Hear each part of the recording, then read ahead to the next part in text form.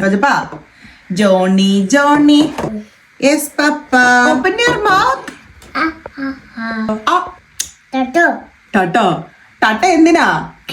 ടട്ടയല്ലടാ മുട്ട. 4 മണിയായിട്ട് വിശക്കുന്നുണ്ടോ കൊച്ചിന്? നമുക്ക് ഈ മുട്ടയും പഴവും വെച്ചിട്ട് ഒരു പലഹാരം ഉണ്ടാക്കിയാലോ? ഒരു ഈസി 4 മണി പലഹാരം ഉണ്ടാക്കാവേ. ഇത് നമുക്ക് വലിയവർക്കും കഴിക്കാം, പിള്ളേർക്കും കഴിക്കാം, ഹെൽത്തി ആണ്, ഈസി ആണ് ഉണ്ടാക്കാൻ. നമുക്കൊരു എന്താ ഉണ്ടാക്കണ്ടേ? ടൊട്ട വെച്ച് എന്താ ഉണ്ടാക്കണ്ടേ? ഒരു കായ്പോള ഉണ്ടാക്കിയാലോ?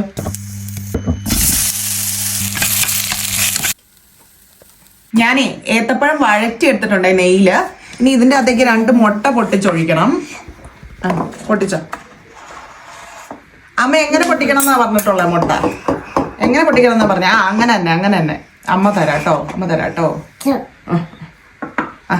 അങ്ങനെ ഇതാ പൊട്ടിച്ചു. അമ്മ ഒഴിച്ചു. നോക്കിക്കേ, പൊട്ടിച്ചു ഒഴിച്ചു. അതിന് അതും പൊട്ടിക്കണം. ഇവിടെ മുട്ടിക്കോ ചോദിച്ചപ്പാ. Good boy.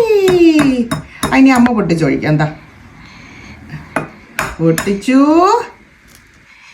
അയച്ചു. ഇച്ചിരി ഏലക്കാപ്പൊടിയും കൂടി ഇടണം. ഞാൻ ഇവിടെ ഏലക്ക പൊടിച്ച് വെച്ചിട്ടുണ്ട്. അതൊരു കുറച്ചിടണേ.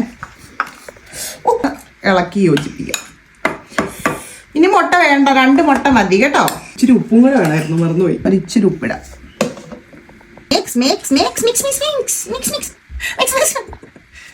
മതി.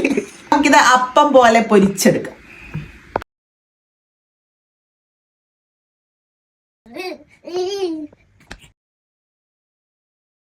ദേ നമ്മുടെ കായ്പോള റെഡി ആയിട്ടുണ്ട്. നമ്മുടെ കുട്ടിക്ക് കൊടുക്കാം.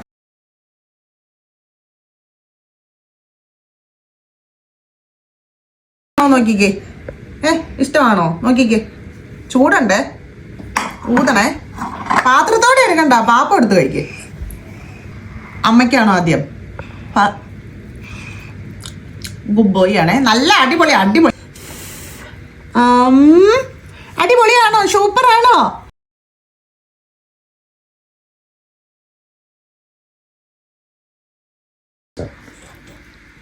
പിള്ളേർക്ക് മാത്രമല്ല നമുക്കും ഇഷ്ടപ്പെടും കേട്ടോ. ഈസി അല്ലേ? ജസ്റ്റ് ഒരു ബനാനയും 2 മുട്ടയും മതി. എല്ലാവരും വീട്ടിലുണ്ടാക്കി ട്രൈ ചെയ്ത് നോക്കണം കേട്ടോ.